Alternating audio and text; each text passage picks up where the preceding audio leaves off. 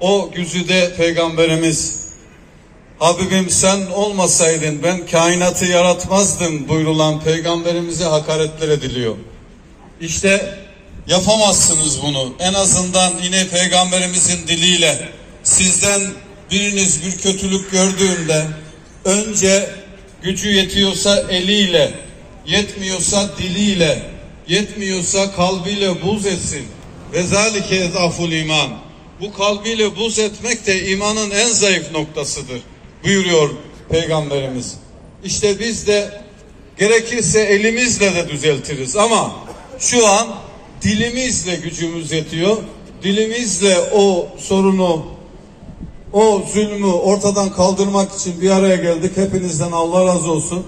Ben peygamber sevdalıları, Sakarya temsilcimiz Faruk Kılıman dostumuzu, arkadaşımızı basın açıklaması yapmak üzere mikrofonu kendisine veriyorum. Teşekkür ederim. Bismillahirrahmanirrahim. Hamd alemlerin Rabbi Allah'a, salat ve selam Hazreti Muhammed Mustafa aleyhissalatu vesselama olsun. Allah Habibini yüce kitabı Kur'an-ı Kerim'de şöyle vasfetmiştir. Şüphesiz ki sen yüce bir ahlak üzeresin. Yine başka bir ayet-i cellede seni ancak alemlere rahmet olarak gönderdik buyurmuştur. Gün geçmiyor ki sabrımızı sınayan yeni bir ihanet, yeni bir müptezellikle karşılaşmış olmayalım. Küfür ehli kimi zaman 4-6 yaş Kur'an kursu öğrencilerini, kimi zaman imam hatipleri, kimi zaman Kur'an bülbülü olan hafızlarımızı, kimi zaman da sizden biriniz beni kendi annesinden, babasından, çoluk çocuğundan ve bütün insanlardan daha çok sevmedikçe iman etmiş olamaz buyuran hayatımızın nuru, iç alemimizin güneşi Hazreti Muhammed Mustafa aleyhissalatu vesselama o çirkin dilini uzatmaktadır. Son olarak Yıldız Teknik Üniversitesi'nde öğretim görevlisi olarak görev yapan ve Bir Gün gazetesi yazarı olan Uğur Kutay adlı meczup boyunu varamadığı yere uzatmış, dilini uzatamayacağı yere uzatmaya kalkışmıştır. Olmayan haddini aşmış, Efendimiz aleyhissalatu vesselama ithafen burada zikretmekten haya duyacağımız ahlaksız ifadeler kullanmıştır. Bununla yetinmeyip başka derslerinde de buna benzer müptezellikleriyle İslam'ın kutsallarını alaya almaya devam etmiştir. Sadece Peygamber Efendimiz'e saldırmakla kalmayıp şehit aileleri ve şehadet kavramına inananlar nekrofili, cesetlere ilgi duyma hastalarıdır diyerek şehitlik makamını ve toplumsal değerleri aşağılamaya çalışmıştır. Hem bu zavallıya hem de bu zavallı gibi düşünenlere en güzel cevabı Yüce Rabbimiz kitabında onlar Allah'ın nurunu söndürmek istiyorlar. Halbuki kafirler istemeseler de Allah nurunu tamamlayacaktır buyurarak vermiştir. Evet, güneş balçıkla sıvanmaz. Güneşe gözler kapatılarak güneş söndürülemez. Yalnız her ne kadar onlar açısından hakikat bu olsa da bizlere düşen Efendimiz aleyhissalatu vesselama ve dinimize bağlılıkta kararlılığımızı göstermektir. Tekbir! Allahu Ekber! Tekbir! Allahu Ekber! Tekbir! Allahu Ekber! Kıymetli Müslümanlar, değerli kardeşlerimiz, aslanların kükremediği ve boş bıraktığı meydanlarda çakallar kendilerini aslan sanacak ve İslam'ın kutsallarına saldırmaya devam edecektir. Bu yüzden buraya toplanarak kırmızı çizgilerimizi hadsizlere hatırlatmak icap etmiştir.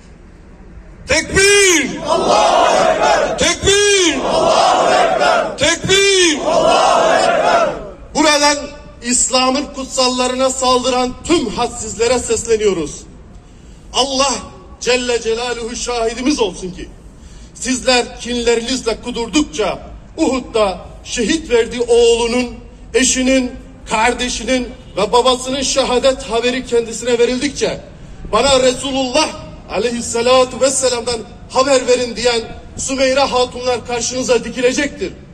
Sizler o çirkin dilinizi İslam'a ve peygamberine uzattıkça anamız, babamız, evlatlarımız ve her şeyimiz sana feda olsun ya Resulallah diyen bu çağın alileri, Ebu Bekirleri, Muhammed bin Meslemeleri ve Talha bin Ubeydullahları karşınıza dikilecektir. Tekbir!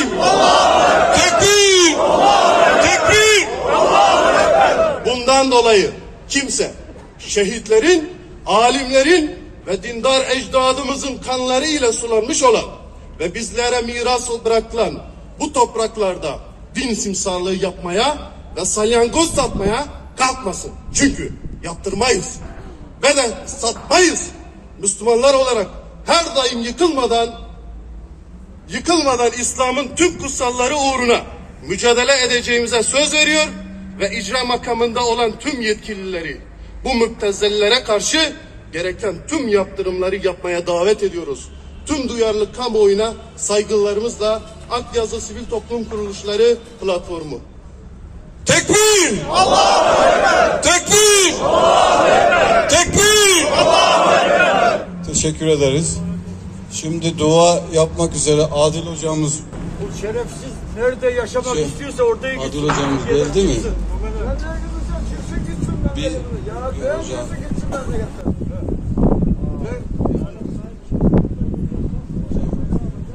Amin. Allahümme Rabbena atina fid dünya haseneten ve fil ahireti haseneten ve qina azabennar. Allahümme Rabbena gfirli ve li valideyye ve lil müminine yevme yekumun hisab. Esselatu vesselamu aleyke ya Resulallah. Esselatu vesselamu aleyke ya Habiballah. Esselatu vesselamu aleyke ya seyyiden evveline vel ahirin. Ya Erhamer Rahimin.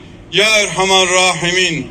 Öncelikle elimizden geldiği kadar, dilimizden geldiği kadar senin Habibini biz de seviyoruz göstergesi olarak buraya geldik. Resulullah'a yapılan hakaretleri kınamak için burada toplandık. Ya Rabbi, elimizden bu kadar geliyor. Daha fazlasını da getirmeyi sen nasip eyle ya Rabbi. Burada toplanan hepimizi kim için toplandık? Resulullah'ın için, Habibin için topladık. Ya Rabbi, tek gayemiz var. Yine Kevser havuzunun etrafında Peygamber Efendimizle birlikte açıklamayı yerinde buluyorum. Allah razı olsun tercümen arkadaşlardan. Teşekkür ediyoruz. Allah Resulüne dil uzatanlara Cenab-ı Mevla fırsat vermesin. Müslümanlara uyanıklık versin. Zaten ne kadar diller uzanırsa uzansın hiçbir zaman muvaffak olamayacaklardır. Allah nurunu tamamlayacak. Dolayısıyla alemlere rahmet olarak gönderilen Efendimiz kimsenin ufak tefek sataşmasıyla, büyük sataşmasıyla bir şey olmaz. Allah hepimizin yar ve yardımcısı olsun. Şeylere daim eylesin. Tamam. Toplum Kuruluşları platformunda sekreteryasını yürütüyorum. Peygamber Efendimiz'e yapılan hakaretler gerek ilçemizde gerek ülkemizde çok kimse tarafından tepki aldı. Sadece basın bildirisine kalmadı. Şu ana kadar 2000 kişi tarafından da mahkemeye bu iş taşındı. Bu ülkede insan hakları, din özgürlüğü varsa kimsenin dini değerlerine saldıramaz, hakaret edemez, yok sayamaz. Bizim en değerli, canımızdan daha değerli bildiğimiz Peygamber Efendimiz'e yapılan saygısızlığı kınıyoruz. O kişinin de görevden alınmasını yetkililerimizden talep ediyoruz. Basın bildirisini, açıklaması yapma nedenimiz budur. Tüm basınlara teşekkür ediyoruz.